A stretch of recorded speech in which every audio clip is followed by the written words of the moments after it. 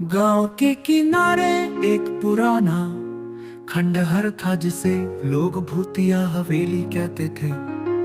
कोई भी उस हवेली के पास रात में जाने की हिम्मत नहीं करता था। कहते थे कि वहां रात होते ही अजीब अजीब अजीब आवाजें आने लगती थी, और जिसने भी उस हवेली में जाने की कोशिश की वो वापस नहीं लौटा। गांव में एक नवयुवक था, नाम था अर्जुन। वो साहसी था और भूत प्रेतों की कहानियों पर यकीन नहीं करता था। उसने ठान लिया कि वो इस हवेली के रहस्य को सुलझाएगा। गांव वालों ने उसे समझाने की कोशिश की, लेकिन अर्जुन ने उनकी बातों को नजरअंदाज कर दिया। एक अंधेरी रात को अर्जुन टॉर्च और एक लाठी लेकर हवेली की तरफ चल पड़ा। हवेली के पास पहुंचते ही उसे एक ठंडी हवा का झोंका महसूस हुआ। हवेली की टूटी फूटी दीवारें और बेतरतीब खिड़कियां मानो उसे चेतावनी दे रही थी। अर्जुन ने अपने मन को शांत किया और धीरे धीरे अंदर प्रवेश किया। हवेली के पास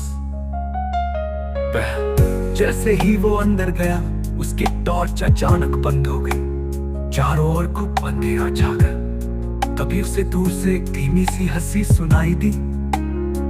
अर्जुन ने लाठी कसकर पकड़ी और आवाज की दिशा में बढ़ने लगा। हवेली के एक कमरे में उसे एक पुरानी लकड़ी की कुर्सी दिखी, जिस पर किसी का धुंधला साया बैठा हुआ था। कौन हो तुम? अर्जुन ने जोर से पूछा। धुंधला साया धीरे धीरे खड़ा हुआ और उसकी आंखों में झांकते हुए बोला, तुम यहाँ क्यों आए हो? ये जगह तुम्हारे लिए नहीं है।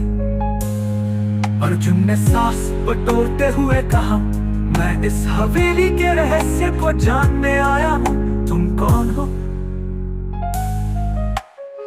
उस साये ने धीमी और डरावनी आवाज में कहा, मैं वो हूँ जिसे लोग भूल चुके हैं। इस हवेली में मेरी आत्मा भटकती है। जो भी यहाँ आता है वो फिर कभी नहीं लौटता। अर्जुन का दिल जोर से धड़कने लगा, लेकिन उसने हार नहीं मानी। मैं तुम्हें तुम्हारी मुक्ति दिलाऊंगा, बस सच बताओ। आत्मा ने ठंडी आवाज में कहा, सच जानना चाहते हो तो सुनो। सालों पहले इस हवेली में एक निर्दोष परिवार को मार दिया गया था। उनकी आत्माएं अभी तक शांति नहीं पा सकी। मैं भी उन्हीं में से एक हूँ।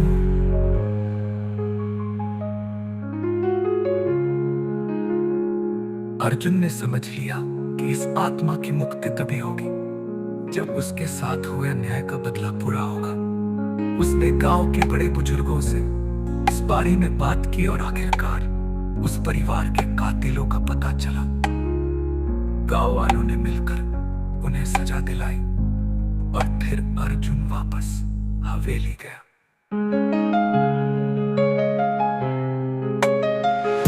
हवेली में जाते ही वो आत्मा फिर प्रकट हुई, लेकिन इस बार उसकी आंखों में एक